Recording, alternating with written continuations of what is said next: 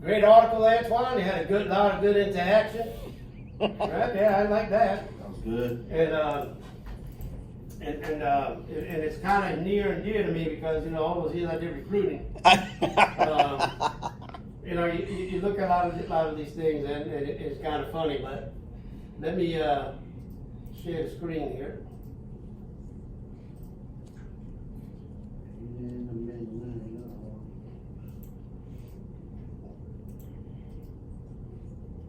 Can you guys see the screen? Yes. Oh, okay, good. All right, so let's get this thing rolling, man. But great article. Thank you much. I got it right here. And looking at the stuff, and I was looking at it, and as always, I gotta remind you guys. Oh, wait up. Wear your mask. You guys in the house, you don't have to do nothing. I think you guys are having a beer while I'm having class and stuff like that, relaxing. Yeah. But that's all right, bro. I know that's okay. That's okay, right? Any comments? Any questions? Anything? Are we all dressed right? Dressed at the close interval? Oh, yeah. Close interval. Right. Another good week, like you said, Dr. Mo, with the pre-discussion on recruiting. What was that? Another good week. Oh, that's right, yeah. Topic on recruiting. Oh yeah, you know what? And I see these recruiting things, and and you read the book and stuff, and I know I ain't gonna tap into your chapters there, Antoine, but Hey. there's a lot of good things, and 2020 has really kind of done some odd things with recruiting. We'll go later, with this COVID and this kind of stuff. Yeah. So here we are, and that's what the article came out, right? Recruiting, right? It's like the claw and the Toy Story, right? The claw, and who's going to get the thing, but Might come down. yeah.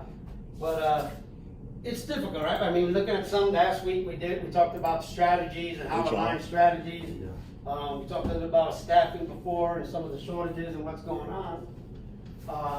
Again, everything's about sustainability and profitability, right? There we go. And that's what keeps the businesses going. That's what keeps people employed. And and how do you corral these people, right? And I wanted to start off just a little bit, just to reiterate, and I just wanted always to remember that in every organization there are shareholders and stakeholders, right? And sometimes you got to follow. Sometimes the guidance of, depending on who's telling you, right? The board of governors are going to tell you things different from the people in the street or your vendors or the other branches or whatever, how they're going to be doing it. So always remember that you always have kind of like two cones or two chains of command, right? In every organization, and sometimes you got to figure out what's going on. And one of the figures, and you can follow this, I already have this uploaded in the thing, but I wanted to tell you that from last week, right? That it's a $680 billion, that's how much U.S. employers alone will pay in turnover costs by 2020. That's a lot of cash, right? That's a lot of cash. And things are going to be different, and we'll get into the article here in a second. So, again, my bucket, right? You got to try to figure out how to plug in those buckets or what's the best way to do it. Because sometimes you have organizations that just want to put a quick little patch on the hole. Don't want to do nothing permanent. And sometimes, like Turbo was saying last week, sometimes it's maybe you got to throw away the bucket and buy a new bucket. One that doesn't have any holes, right? Different strategies, or when maybe recruiting would gauge and control the strategy, right? It happens, and we've seen it happen. So with the article, great article, Antoine, right here. What will recruitment look like in 5 years, right? It's a nice fresh one. New time. I like it. It's from Cornell. And it's November 2019. So, if I'm not mistaken, November 17th, 2019, I think that's when some of the COVID thing with the Wuhan and some of the areas that we're looking at, because that's the timeline that PACOM goes by, 17 November. Really? Yeah, of 19. So right now, when this article was written, we weren't even talking about COVID, pandemics, or anything else like that. So I thought that was very interesting. It was a good selection of article because it's very apropos to what we're looking at and what we're going to be seeing. So I saw some of the themes, and we'll go through it in the class. But I saw tools versus strategy, right? I think Turbo said that, if I'm not mistaken.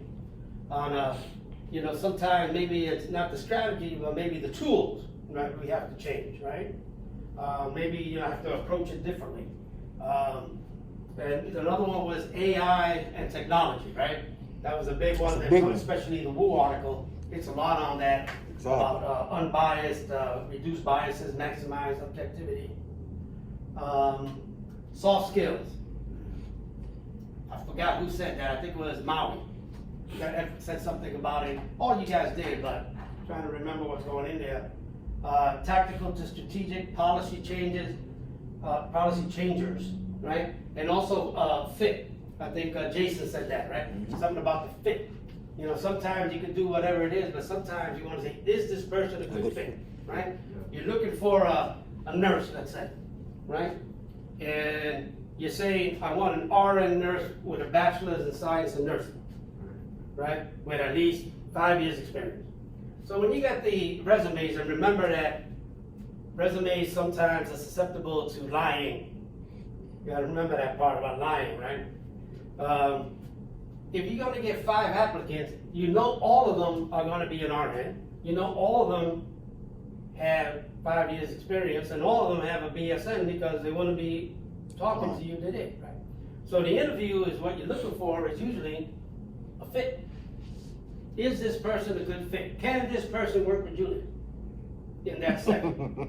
Right? Can this person not work with Julia? Or this person is too aggressive, right? Or something like that. So you're trying to figure out in these things like what magnet are you going to use to pull these people in, right? And you want to be selective about it, right? You just don't want, just put on a magnet and everything come to you, right? Because I think in last week we were saying that usually the HR only spends, I think it was like 15 seconds on the resume, right? And some of the resumes I've seen, if you do the OPM resumes, those things are 20, 30 pages long. Yeah.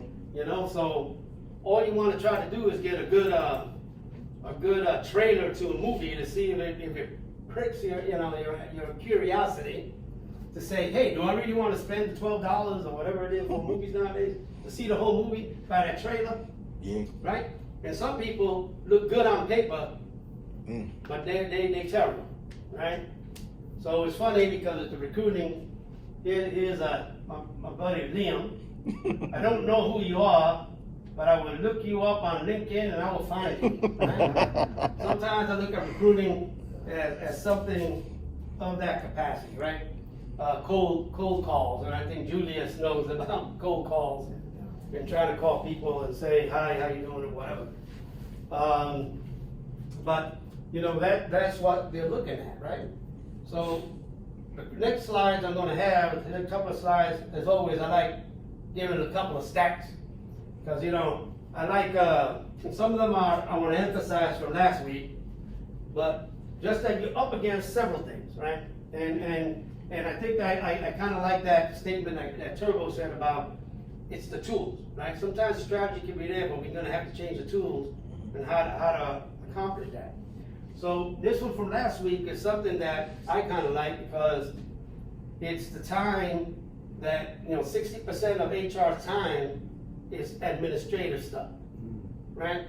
With 30% operational, only 10% at the strategic level, and we start seeing, all of you said something about the strategies, right? How in the article, the Wu said that the recruiter is going to have to be get out of that box and start swimming with the big fishes up on the top, trying to dictate what's going on and trying to look what's in there.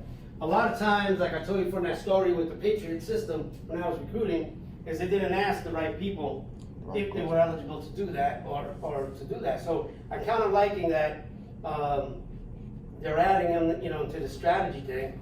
Now we gotta make sure, we gotta see if it's even gonna be possible, if the higher-ups are gonna want you in those meetings, right? We got a lot of times where they don't ask us and then they tell us, hey, this is what we decided, you got your recruiters recruit, right? And you're sitting there going like, man, how am I gonna make a plan for this one? This one's a killer, right? So here's my little, thing. So I wanna go over a couple of things with because we're doing recruiting, but it may sound redundant, but coming in, right? Employee trends, right? 12% are actively looking, 13% casually look, 15% actually reach out to a network, 45 open to talk to a recruiter, 50 are completely satisfied, don't want to move, 15, right? 85% already have their eyes in somewhere else, right? So, from the last class, remember we were talking about, it's a triad, right? You gotta think about attrition management, retention as well, because those are the holes in the bucket, right? So, 42% of employers are worried that they won't be able to find talent they need, right? 3/4 are struggling to find relevant candidates. 86% of them, 86% of the most qualified candidates for your open positions are already employed and not seeking. 86 and 40% of employees surveyed said they plan on changing jobs in 2018. That has not changed. Right? People are always looking for the bigger, better things. Those times where you can see it in sports, right? I remember when Willie Mays was playing, always played for the Giants. And the only reason he went to New York Mets because he wanted to end his career where he started, because the Giants played in New York, right? Those years where you have people like Jeter, he was the anomaly, right? They stayed with the same team. Eli Manning stayed with the same team. That's look, the corporate world's the same. The CEOs average 18 to 20 months before they move on to something bigger and better, looking for more money, right? CEOs. So sometimes the continuity of the CEOs is not there either. Right. So you know how it is whenever you got a new commanding general or something, if you had like what do you call that? Like a fun day, what do they call it oh man, I forgot to call it now. We're having a brain fart here, but when they had some kind of fun day, whatever, depending on the general you had, right? If he was a runner, hey, we're gonna go on a fun 10K, right? If the person was a golfer, then they were, we're gonna do a golf tournament. Yeah. If the person was a motorcycle enthusiast, we're gonna do a motorcycle, whatever, right? It all depends, right? It all depends on the person. Sometimes you get in there and what? Saying Dr. Mo, it sounds like team building. Yeah. Yeah, but I'm saying is, but depending on the person, it's their interest that's gonna be there. Right? Corporates are the same way, right? Depending on what they're looking at. So, here's some talent shortages, some stuff. 69% of employers have difficulty filling jobs, right? Average time spent on each hiring process, you can see it there, but it's, they got screening, interviewing, everything's about cut the same, but it takes a long time, right? And we talked a little bit about when the employers are looking that they have difficulty filling the jobs, right? That's a lot of pressure on the recruiter. Especially if you're not in there you're not there to inject what you think or some other things. Now, there's a lot of HR people that are in those meetings, but a lot of those HR people are not recruited, right? They're in some other aspect of it. Recruiting is a facet of HR, right? But not necessarily all of them that are up there making decisions are actually recruited, right? Changing job trends. 64% of employees may leave their jobs in 2020, right? Those are big chunks, right? So you're gonna have to start looking at these as recruiters as well, see what the trends are out there, right? What's the average per cost hire for all open positions in your organization? It's there. Why we need to hire faster, hire a new employee 2 to 3 months. 10 days until the top candidates are gone from the market, right? These are sort of things that we were talking about throughout, but you start to see that disadvantage. And when we start looking at some of these areas and tools we're looking at, we gotta remember again, I want you guys to always remember, we gotta see what is the hole in the bucket and what's really making them go, right? Because sometimes when you do a gap analysis, they always told you there's only gonna be 3 things, right? It's gonna be knowledge, that people don't know what they're doing.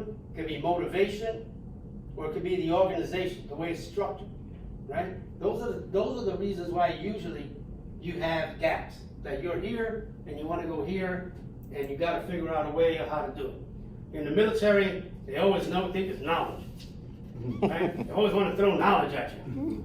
You know, that's the main thing. Doesn't matter what it is, it's knowledge. Doesn't matter you have an idiot for a platoon sergeant or whatever, right? It's knowledge. You know, give them a computer-based course. Now it's computer-based. Before they used to do those Marine Corps Institute. Elite manuals. Yeah. Remember those Knowledge college management. courses? Yeah. Yeah, that's what we used to have, right? Here's something here that 41% of the candidates want to see employee testimonials when researching companies and their jobs, Really? right? That's a new thing, right? 68% of millennials visit a company's social media properties specifically to evaluate the employee's brand. Okay, now we know that the millennials are the #1 workforce, right? People like myself are dying off, right? We're close to the Social Security world, right? So, you know, they're starting to look at some of these things. So, recruiting could be and cannot be. Sometimes you may have to be involved in your knowledge management section, your social media section. Work hand in hand and say, okay, look, this is what they're looking at. What are some of the things that, you know, sell yourself, right? We know with the millennials, branding is key. Yeah. Nobody wants to be part of a punk team, right? Right? You know, you're looking at it, right? You want to play football. I remember when Tua was looking at it from St. Louis, he got like 6, he was thinking about 6 offers. He had to say UH was one of them, because you gotta say that, right? But it was like UCLA, USC, Berkeley, Stanford, I think it was Texas A&M and some. So he's thinking, like, where can I get the most visibility for a football program? Alabama. If I was Tua's dad, I would say, you crazy, you're going to Stanford, right? You know, or something like that, right? And then it's kind of like what you have. So then you have bad hires sometimes, right? So you're looking at it, was this person the right thing? Look at his brother. His brother went to follow Tua, and all of a sudden it was like, maybe he didn't dig it or whatever, but he's going to Maryland. Maryland is not a powerhouse when it comes to football. But there's something about Maryland that he likes, right? And sometimes it just be the way it's presented. So we know when millennials love the internet. And they want to look at those testimonials, right? That's their equivalent to Yelp, I guess, right? Corporate Yelp, right? Oh, this place sucks. And it has to be employees, right? Sometimes you got to take that with a grain of salt as well, right? Because they could be just disgruntled because remember, not every single employee is salvageable. As a leader, there's some people that just suck. And it's cut and dry, right? You can't change that, you know? Other times we look at bad hire prevalence. 74% of employers say they've hired the wrong person for a position. Damn. 74%, right? Now, usually the recruiter is going to give options to that employer, right? I don't do the selecting. I don't think I was ever in a position to do the selecting, right? You know, if you're going to hire for the bookstore, you know, I'm going to give you what do you want. You know, you do the position description and some other stuff. You go out there and bring some candidates out, but the selection is usually going to be done by the hiring authority, and that person's going to look at what they're doing. But for some reason, 74% say they hired the wrong person. Right? Sometimes I was laughing because the next slide I thought it was funny. I don't know if it's because I'm not a millennial. I'm a baby boomer, right? I think Turbo, you and I are the baby boomers, probably the only ones here. But look at it. Discouraged from applying because the word aggressive was included in the job description. right? So if the word aggressive was included in job description, 44% of the women would not apply, 32% of the men, or would be discouraged to apply for the role. If a role or workplace was described as aggressive during an interview, 29% of the women said no, 19 would decline the offer, decline it. Damn. Right? I think the word aggressive was embedded in the military when I was growing up, right? It was like, yeah, that is aggressive. You gotta be aggressive, right? That was a big thing, aggressive, and, you know? So now we're looking at this new, I told you before that there's 5 generations of 5 generations in the workforce now, right? And I think you gotta start looking at some of these things as well as recruiters and start looking at it. And a little later on, I thought it was something funny, because I saw it stat, I was cracking up. But here are some of the SESs, the senior executives. We're looking at some of them like 68% sourcing candidates directly, 65 building talent pools for the future. This is what they were like. 42 investing in tools to speed up the hiring process. Establishing a strong employer brand, succession planning. You notice succession planning is the last one at 32%. And That's crazy. And we've had both sides of the coin here, right? Because some people go like, that can demotivate your workforce if you bring somebody else. Yeah. But at the same time, you may be stale and you may need another set of somebody outside of the organization. Some fresh. So it depends on, New blood. see, as recruiters, you gotta be balancing these things, right? But the investing, the tool, 42% say investing in a tool to speed up the hiring process, right? I don't know about that sometimes, but we can start looking at, we'll discuss that a little later on. So they came up and they said 6 ways to reduce your cost per hire, right? Use free job boards, increase employee referrals, build a talent pool, whatever but automate your recruiting process, right? And that's where the article comes in there. It's the reason why I had that. It's one of the ones that they're looking at to do it, right? But sometimes and I think Turbo was part of a hiring authority. He was a hiring authority or something. But as recruiters, have you ever been in the field and stuff? It's kind of like this here with Denzel Washington, right? The look on a recruiter's face when a candidate cancels their interview 10 minutes before. Right? Or you have the, do you like parties? We got a lot of those. That's the core recruiter. That's Julius right there. Looking at it, right? Sometimes you don't have control over these candidates. And one of the stats from last week was that they had 42% of the candidates never answered their emails. Yeah, Or ghosting. their texts, right? You don't have, I think they call that Ghosting. ghosting, no? Yeah, ghosting. We call that disrespect, right? Brown, I don't know ghosting. I was being disrespectful, right? So you're looking at it, right? And want to reiterate something about the challenges, right? Hiring the best, keeping the best, retention, efficient management, new technology, right? We'll go on that in a little bit. Wellness, work ethics, laws, or legislation, right? You gotta have the laws and legislation. There's no way You can get you're around going to get away from that, right? Here's another one that I thought, factors contributing to difficult hiring environments. Competing with other tech firms for talent, right? And this is from a tech perspective. Rising salary expectations, right? Nowadays, some of these people are like, I want, $150,000, blah, blah, blah, blah, blah. And it keeps on going up and up, right? Competing with other industries, finding workers with the right soft skills, right? Now we brought up something with soft skills, and I think the article did as well, right? Raising benefits and not enough people entering it. This is from the tech field, but we're starting to look at, that's something that's an issue, right? And then you have barriers for selection. So now you did your job. You have barriers for recruiting, right? You did your job. You put some resumes in front of somebody. And then you have barriers to effective selection, right? Ineffective recruitment, maybe. There's gender issues, halo effect. perceptions and stereotypes, quota system, pressure, cost and time, right? Sometimes cost and time. Yep. So I'm trying to look at, because sometimes if you were missing a person, right, we have a situation right now at work, right? We have a bad leader. 5 people have left his branch, Damn. right? But they're contractors, right? He's a GS, right? So it's a contractor's leave or whatever, right?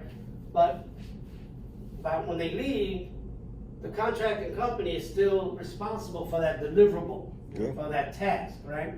And sometimes, in order to do something, they'll do something quick, right?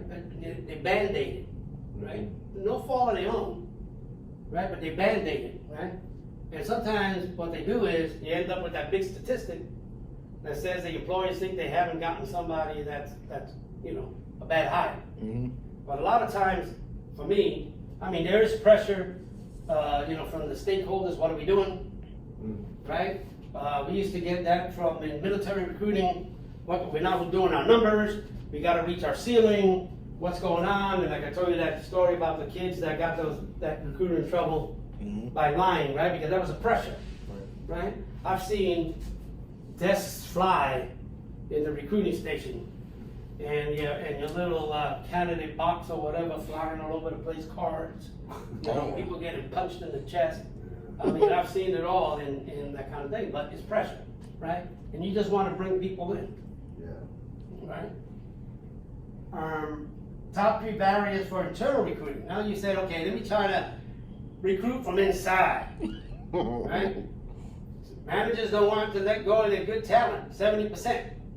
So if I got a good Antoine worker and blah, blah, blah, and they're offering something on the other branch for thing, I don't want to let you go. You're a workhorse, right? You're a good workhorse, right? A lot of managers, right? You might be easy to work with, right? You don't have an attitude, right? Because that's another thing, because some people, they have a saying that the best way to destroy a good worker is letting them watch you tolerate a bad one. Yeah. Right? So, not enough qualified internal candidates, 56%. More difficult to diversify the workforce if you go from within. Right? Those are some of the things. So now, you're looking at it as a recruiter, right? Checking it out. Got all these barriers. Then you say, well, how about if I just concentrate on some internal people? Maybe I can get Antoine to go to the other branch, right? That's a difficult too. Now you're dealing with branch managers. You're not going to take away a heavy hitter, right? You see that in schools, right? You have a kid that's a problem, right? What they do? Instead of addressing the problem, they just pass them to the next grade, and then it becomes Julius's problem because Antoine brought it up there. And then after a while, you get a person that's 25 and he has a reading level of an 11th grade, right? So workforces are the same way, right? They want to give you the crappy people. So sometimes you're looking at this, and as a recruiter, as in anything, right? If you do business, you do SWOT analysis, Porter, gap analysis, whichever one, right? Then you look at it and you say, let me try to grab these stats, right?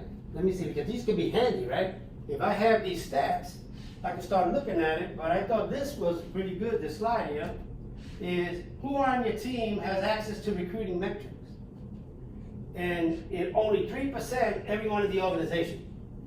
Only the recruitment team, 37%. Only company-wide leadership team, 21%. Everybody in the recruitment HR team, 39%. Everyone in the organization, right? A lot of people don't have visibility to those stats, right? Which could be bad, it could be good, because some people, if nobody has it, we're the only ones that know this place sucks, right? And you don't give anything to anybody else, right? The managers don't know that, right? Maybe the hiring don't know that. Yeah, the stats are against us, boss. Maybe we have to look at, instead of a recruiting tool, how about if we invest a little bit on attrition management, right?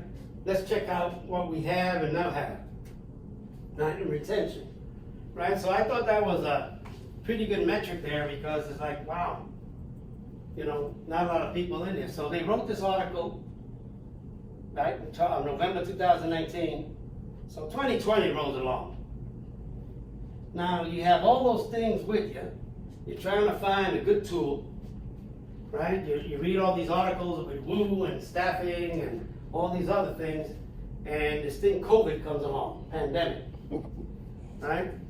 And here's something that I thought was good, like how would you rate the disruptiveness of the COVID pandemic on your recruiting and hiring operations, right? Tore it up. It might be small, but February to March 2020 kind of wasn't full-fledged, right? Because I think March, we had a task order, I think we went to HEPCOM Charlie, I think it was, and Yep. PayCom. But, you know, green is not at all disruptive. Somewhat disruptive is yellow. Very disruptive blue, and then extremely disruptive red. February, March, look at April. Look at the size of red. Now you have all those things that are happening. You're trying to recruit, you're trying to find a good tool, trying to align, right? And this is the disruptiveness that has on the organization. All right? Next one here is how coronavirus will impact the recruiting process.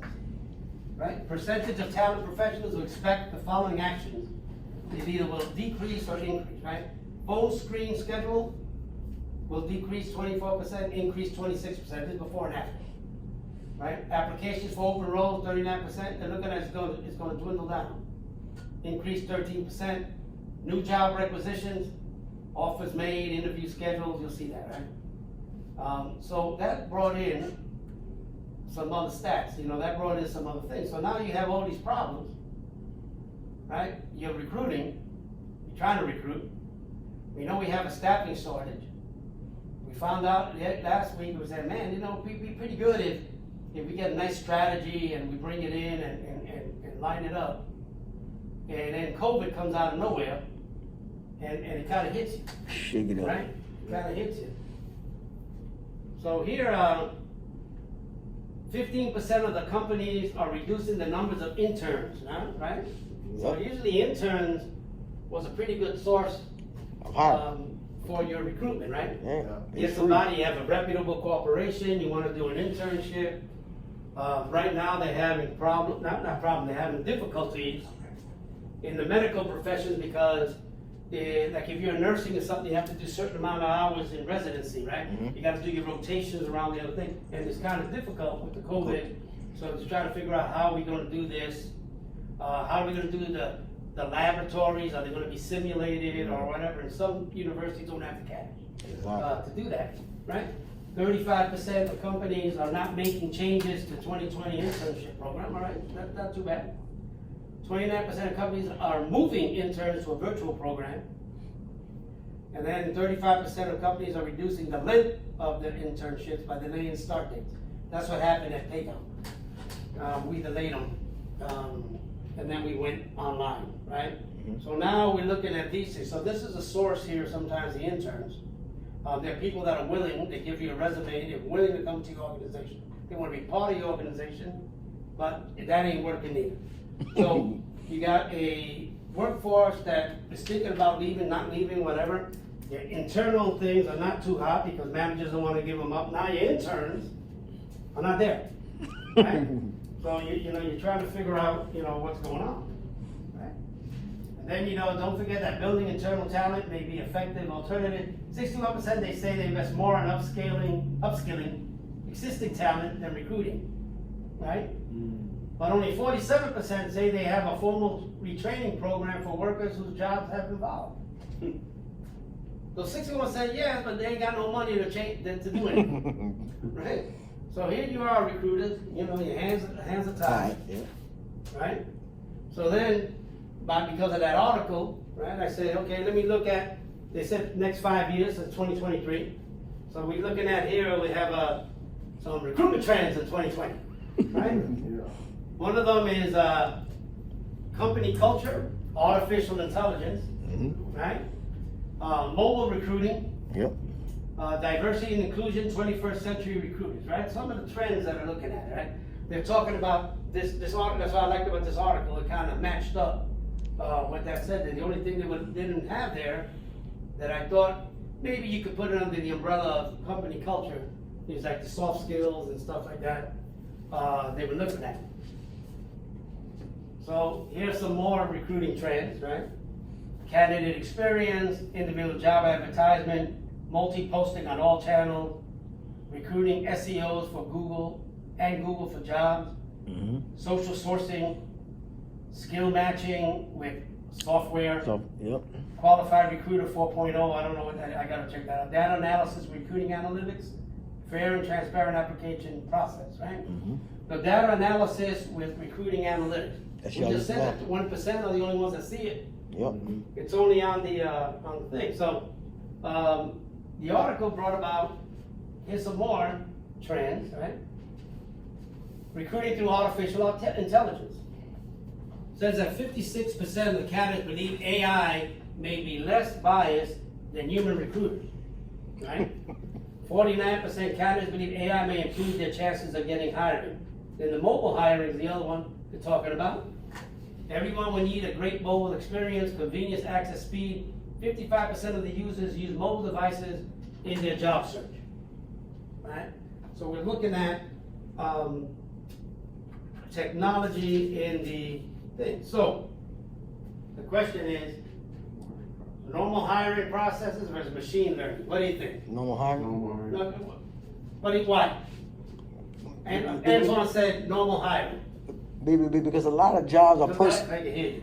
a lot of jobs are interpersonal with people, and a machine doesn't have feelings. All they're going off is data and stats. But a human can see what a human sees when you talk to another human. You know, the compassion, the honesty, the integrity. They can see that and feel that when they're doing interviews. A machine can't do that. A machine can hire the wrong people at any time. I say both. Well, the machine ain't doing the hiring. Yeah. The machine is giving you the candidates. Yeah. I say both. I think I like the according to the article, the machine learning recruitment, because it accurately assesses an individual and whether they have the hard skills or technical skills for the job. But the normal hiring process is good to get that face to face, that personal, get that personable time to get the soft skills at least, just talk to them and just Feel them out. Fill them out, exactly. Yeah. Like when your daughter wants a boyfriend, you gotta feel them out. There we go. There we go. What do you think? How about you guys there in the in the cyber world? Normal hiring, machine learning recruitment. What do you think? Hey, Dr. Mo. Yeah. As I look at this slide, and the discussion point on the comparison between the two, it just draws me back to the machine process with the USA jobs. It sure has made things a lot more different for me anyway, from my earlier experience in applying for work, well before the learning of the process of it can be But you're coming in a little broken in, Maui. breaking out applicant and the whole recruiting process as a whole with machine learning. All right. Anybody else? Oh, I'm sorry. Hey, this is Jason here. So, after discussing this, that's the other track classes, but you're right, so machine learning can gauge, so you effectively, soft skills, Right. as far as, interpersonal, because dude, like, you can tell, kind of, just from, person being,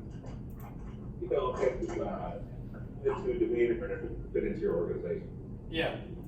It's just like, I don't know who's on the Navy, but evals and whatever write-ups don't mean anything until you meet the person really. They can be the right person on paper. Exactly. Paper champion. That's why I said Oh, person. yeah. Well, that's what they called. That's what they called in the article the jagged resumes, no? Mm-hmm. Yeah. That's why I said normal. Paper champion? Yeah. Oh yeah. Yeah, they're the paper commandos. Yeah. And it's funny because we'll go over it, but here's the AI recruitment, right? And they're looking at it, and I know it looks a little bit like, you know, like that iRobot. Will Smith movie. iRobot, yep. Yeah, iRobot. Yep. You know, I see stuff like that, and it's, you know, kind of freak me out. But yeah, emerging technologies, right? 25% are using AI to screen resumes and applications. 11% are using AI or analytical tools to identify hard-to-reach candidate pool. Mm-hmm. And 63% aren't currently using AI in recruiting or hiring. It's a big chunk, right? But the article says that's the future, right? And it also looks like, and I think Maui said it, that, and I think you said it too, Antoine, that there is a big increase in the demand for recruiters. It is. Right? That's coming in there. Now, there are advantages and disadvantages, but here they're talking about benefits of AI recruitment.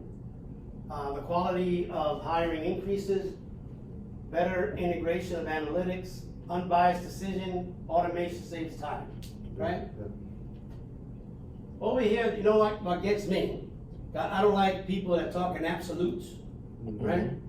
Kind of like the Siths in Star Wars, right? They tell me the quality of hiring increases. How?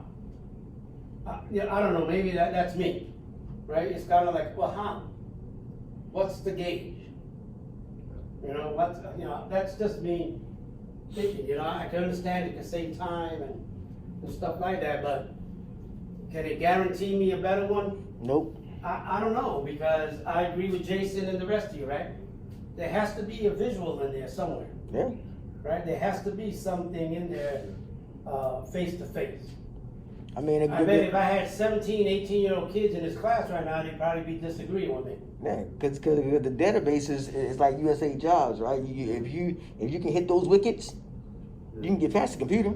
Yeah, and I think Mario brought that up with the OPM thing, right? They do by like a word search. Word search, yeah. Right? Yeah. And what they're looking at, if you got the skill sets and everything else. But Yes, yes, I Julian. also saw in the article that they were leaning towards doing like games, Mm-hmm. like little games. You see that, little games and memes and stuff where you're like interacting with whatever the system, and it's like that gives them a gauge of your technical skill or whether you're able to adapt. You know, your adaptability. So I could see maybe the quality of, like I said, the hard skills, but obviously the soft skills is something that Yeah, you and gotta get that we'll face get to into face. that. Yeah, And, you know, because here is this is what they told us, right? It's a yeah. standardized process for faster results, Yeah, yeah, eliminates exorbitant costs, because it could, because remember, they could go through it, you know, I don't want to belittle anybody's GS, right? But sometimes you got like a GS5, GS7 is the ones that's screening the things at OPM, right? Right. And you know, they're the ones that determine who gets in there. Remember, the list that goes to the hiring authority is sacred. You know, they're the ones that determine what goes in there and what doesn't go there, right? They go pursuant to what you asked for. These are the best ones you had. Then you have spousal preference, and then your VA, you got some other things in there, right? Data-driven results will increase matching accuracy, right? Like, data-driven is there, but remember, if you get from crappy data, you get crappy results, right? What are data-driven results, right? Because you could come up with all kinds of stuff, but if you got crappy data going in, because usually human is going to put the data in, Yep. right? There's a human factor again, right? So and I teach a class called like data-based decision making. Because sometimes you got to look at it and say, well, okay, who's putting in the data? Right? And what's the human aspect of it, right? Because there's a human aspect to it to put the data in, right? And what we're looking at. So, can machines be able to replace human creativity and judgment? Nope. No. What do you think there in the cyber world? Nope.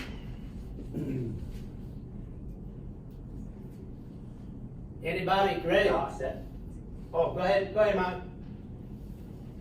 that's probably one of the tougher questions I just came across. Oh, yeah. Especially with the different perspective research that we've already done between what we see in the textbook Mm-hmm. and the reality of us as individuals. and our natural impulses, whether we are recruiters or if we're trying to be recruited, between our own creativity and judgment versus the accuracy, I guess, of machines. I think there's a level of what is it? To me, there's a level of it being better on both sides, either for the accuracy and tech element of the machine versus human creativity and judgment, and of course has its flaws. So, kind of on the fence between that two. Oh no, and there's really no answer, because this is just like the egg and the chicken thing, right? Mhm. That we had last week that Turbo brought up, right? It's that's a question that they ask all the time, right? Can machines be able to replace that, right? Depending on what field. Yeah, Turbo. Let me comment. So I'm like you, I don't like absolutes. So Yeah. the statement needs a qualifier. Yeah. Not tomorrow, you're not gonna do it, but maybe, who knows what's gonna happen in 50 years. Yeah. You can talk to things like Siri and Alexa, and sometimes you don't even know you're talking to a computer. Or, USAA, you're chatting to their bot, and you think you're chatting with a human, but you're chatting with a computer.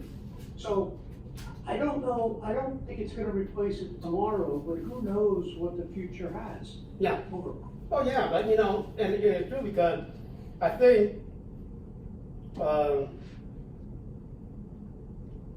I think sometimes when you look at it, it depends on the generation you ask, right? But they're hard questions, right? Because we're kind of being in the military, and even though you may be millennials or whatever, X, or there's certain traits of yourselves that are a little older, right? More of tradition and values and stuff like that. And you see these movies like Terminator and all these other things that they're going to take over, and machinery and all this kind of stuff, which is because sometimes that's what people are. It's the unknown, right? And Turbo, you're right. We don't know what's going to be in there, because it's jumped by leaps and bounds. I have my GPS talks to me. Make a left, and and I laugh, because when you have it in English, it's like take a left like that, right? You put it in Spanish, it's like por favor, una. And I'm like, oh, I like that language better. That lady speaks a lot better, And it's true. Sometimes you're like, oh, that's not a human.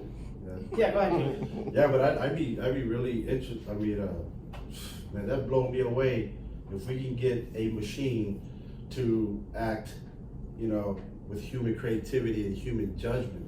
Exactly. You know what I mean? Yeah. Because I'm thinking over here, like I said, I don't know. I'm only I can only expand on what I'm exposed to, what I'm experienced to. But judgment. I mean, I'm just sitting here like, how can a machine? I talk to Siri, I talk to Alexa, but they do exactly what I want them to do, and they're pre-programmed and stuff like that. But as far as making a judgment call, they can probably only go off of analytics, only off of historical data. Yep. I can speak, so it's like, I'd be blown away to see that. That'd be awesome. It's something that's there, but and I know that's kind of a rough one, because I said creativity and judgment, right? Yeah. Which are you need a like Turbo said, you need something to measure it up against, right? Exactly. But the thing about it is that even in the article by Wu, that she says that a critical aspect of it has to be that soft skill. Yeah. And it's funny because all the stats that go in there, and we know that it's a difficult time. Loyalties to companies are not what they used to be. My dad was a depression baby, so if he had a job, they treated it like it was a golden chalice. Oh my God, I got a job, and I have to be at work before the boss gets there, and I cannot leave until the boss leaves, right? They have that thing. It's a different world now. you know, kind of stuff. So you're looking at some of these things, right? And they're looking at the AI as a tool, you know, I think that's right. But there's that soft skill that everybody's looking at, right? And I started laughing because being military, right? We had that, remember that one right there, right? That I started cracking up. Huh? What was that, Turbo? Oh, that's awesome. But you know, we're looking at that, even in the military, but I started thinking about where are all the areas where you recruit, right? Mm-hmm. And one of them came up, sports, right? The draft, right? You go to high school, you got the scouts, right? And for them, branding is critical. It's a critical thing, it's branding, right? I want to go to this university, because this university is whatever when it comes to drafting, right? Just like if you have a very smart individual, they want to go to Harvard or Yale, right? Because that's the branding. When people say, oh, I graduated from Harvard, you know, people are supposed to go, oh man, you know, whatever, right? But here's the funny thing, that even with the colleges, right? 35% of college coaches say that character is the most important factor in a recruit, right? They believe that, you know, here we go, athletic ability, 23%, 22% is location, you know, but 35% is character, right? 19% is academics, is bad.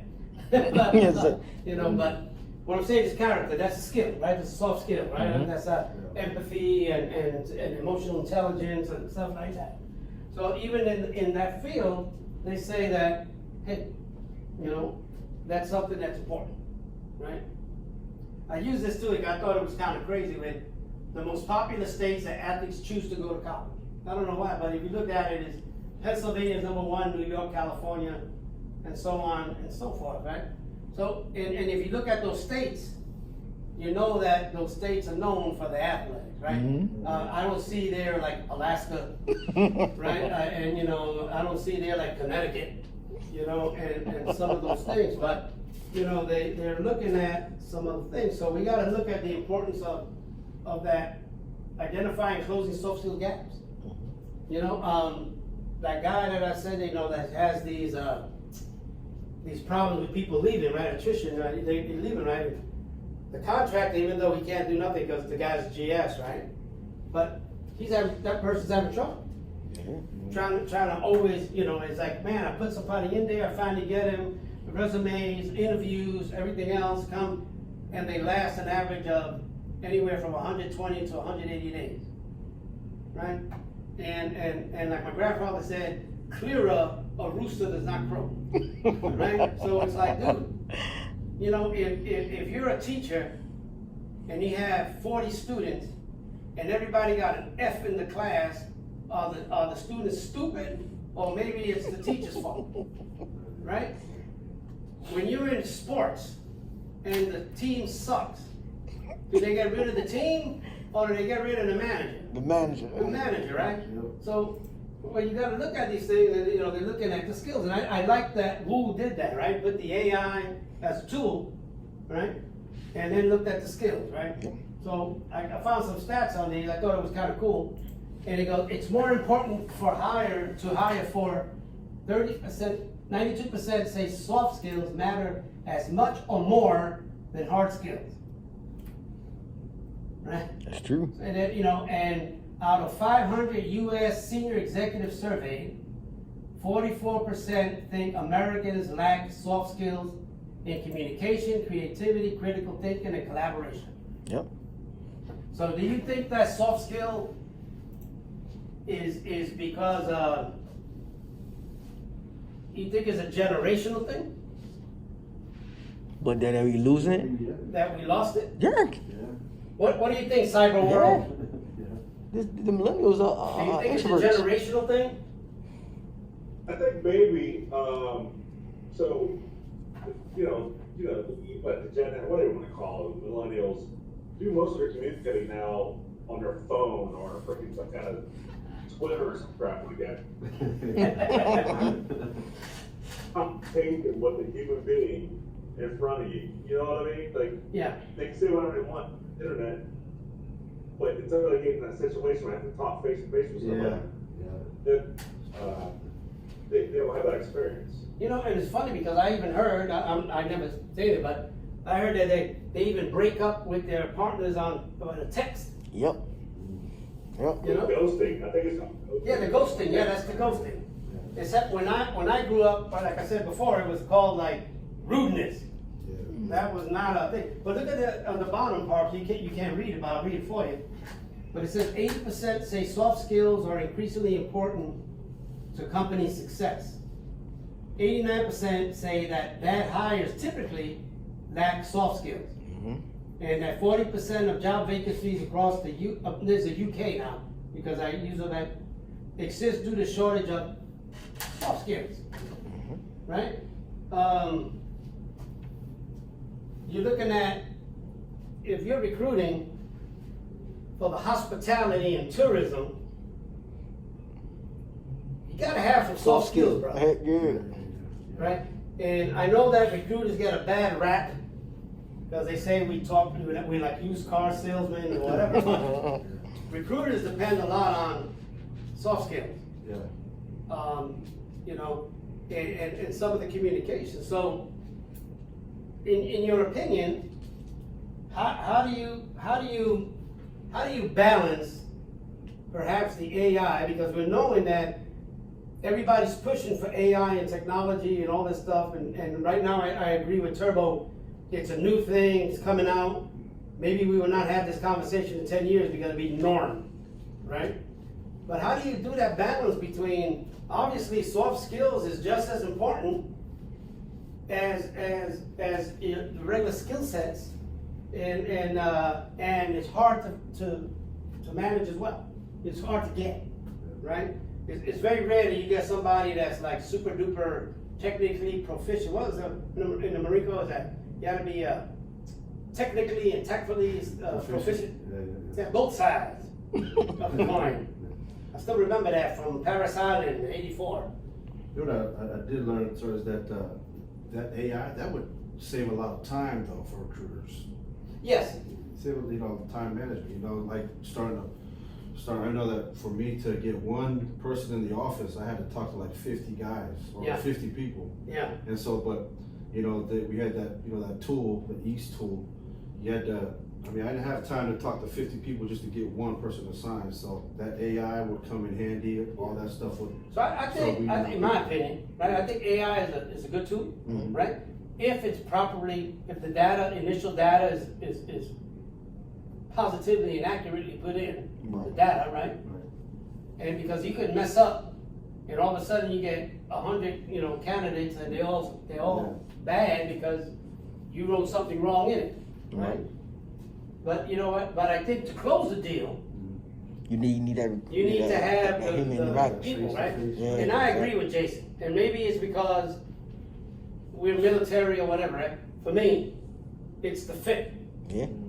You could be the smartest person in the world, brother, but I'm looking for a fit. Because I don't need disruption in my team.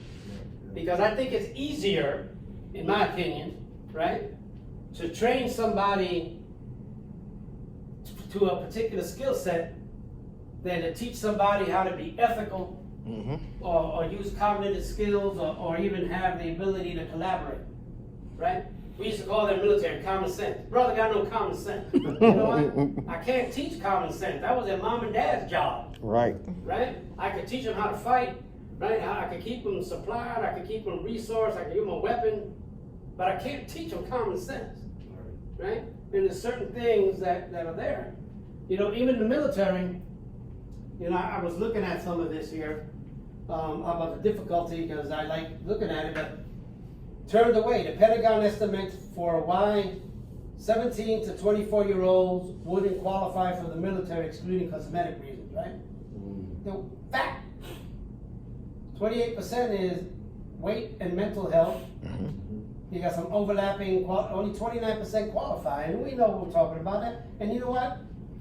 In the corporate field, same thing. Remember I told you before, right? You got one bone and there's 7 dogs going after it. right? Just like what happened in China, right? They had, all of a sudden, they didn't want women. All of a sudden, there's a shortage of women, Yeah. right? And then they go, oh crap, we got a shortage of women. Now the women, they're asking for, oh, I want a Mercedes-Benz, 3 Louis Vuitton. Like, they have these like auctions, kind of thing, kind of these things, right? So, I looked at it because one of my favorites here is this guy, right? So, you cannot fail, so I am lowering my standard. What do you think about that? Do you think that corporations, if they can't recruit and they're behind and there's pressure from shareholders and stakeholders, do you think they lower their standards, Antoine? Most definitely. That's where they came with the contracting world for, because in every business there's an amount of seats that has to be filled, and those seats cost money. And when those seats are not filled, there's money being lost by that contract. That's why when you lost a body, you got to fill it. Mm-hmm. They put anybody in that seat, and that's lower the standard just to get that seat filled, because they losing $1,000, hundreds of $1,000 for that seat. So yeah, they lowering their standards just to fill the seat. That's why they have the contractors. That's what I headhunters for. That's, you know what I'm saying? Yeah. These headhunters just finding people. They seat fillers, not qualified candidates. What do you think, cyber world? Do you think many organizations start lowering their standards because they can't find people? No, hi, Dr. Bobby. That's probably the worst, if not the last thing that an organization should resort to. I think it's going to we'll circle back to the HR, the organization's HR recruiting strategy on reshuffling the deck, I guess, with what strategy is being used for recruiting to sustain that high level of standards that you want from potential recruits. So I guess my answer to that is no. There's no way, or you should not by any means lower standards. You need to adjust the recruiting tools that's being used to sustain recruiting high quality, high standard employees. I agree, that's what they should do. Yeah. That's not what they're doing though. What do you think, Turbo? What you should do in reality to them things. The only experience I really have is with the federal government and the military. I haven't been in the civilian world since I was 25. But I don't think in our world we lower our standards. I know definitely not in Paycom J6. Oh, no. And that's part of the frustration, is because the hiring process takes so long that when somebody falls out, when we're almost done making a deal and we can't agree on pay or something, and they don't take the job, that hurts us because we won't lower our standards, and we got to start the process all over again. However, I think in some places, I'm sure it happens. Like if it's a guy making sandwiches at Subway, maybe the hair standards can be relaxed a little bit, or a tattoo standard, or whatever they got. Right. Because all we want is someone in there making sandwiches. Yeah. So I'm sure that they lower standards there, but in places like that over. What do you think, Jason? Oh, you guys basically stole all my thunder, man. But yeah, like I said, yes, I think some people do it, some organizations do. Well, you should not. Yeah. Plain and simple. That's bad practice, man. Well, it is bad juju. It will bite you in the butt.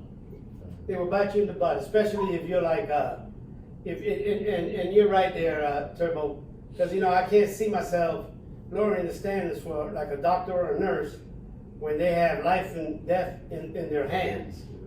There's a reason why, and that's hard to recruit also, right? Because now you're not only saying this person has to be this academic level, right?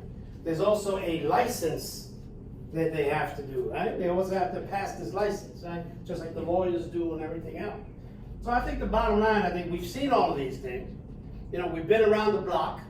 You know, we're no stranger to the street, right? But, you know, I think, right? I think the key as a recruiter is everything that this guy, everybody has said, right? The strategy is the tool. Recruiting is a tool. Find out the tool that best adjusts, right? You a mechanic, right? You ain't gonna have like one ratchet wrench, right? You're gonna have several in there, right? Several tools, right? Find a balance. I agree with Julius. If I would have had a quality, AI kind of thing that would give me these, because a lot of times, and I think one of the stats we saw last week was a lot of the people spend, I don't know how much time, and people that they aren't qualified. But they gotta read the thing and they finally, oh, these guys ain't qualified, what the hell's going on, right? I'm going through that right now, we're hiring for somebody, right? The time that takes the thing that takes the most time is trying to find if they're even qualified. So you got to stack that, no, these ain't qualified, right? So if I can get something to do that, right? And give me some applicants, I think I have the skill sets, right? The soft skills to figure out, is this person a good fit, right? Everybody's thinking about it, good fit, right? Does it follow the strategy plan? But you gotta your strategy has to be flexible, right? You know, and that's bottom line. If you got, I'm like Maui, bro. That should be the last resort. But some people, they just do it to do it, right? But it should be last resort, even in the fast food area, like a turtle, right? You know, they're relaxing in something. Yeah, maybe, you know, yeah, I will do something with the hair lamp, so that's going to be silly. But there's certain things, you know, you can't use cash register. You're not ethical. You're not on time, right? Those are things I say. I'm not going to lower the standards on certain things, right? Just like we're all, I think we're all dads, right? But you don't know what the standard when your daughter's trying to come with a boyfriend. Hell no. Nah. No, these are the standards, and this is what they're used to doing. You know. So anyway, people. Next we have Brother Antoine. But let's take our 15-minute break, and I'll see you 15 mics there, guys. 15 mics.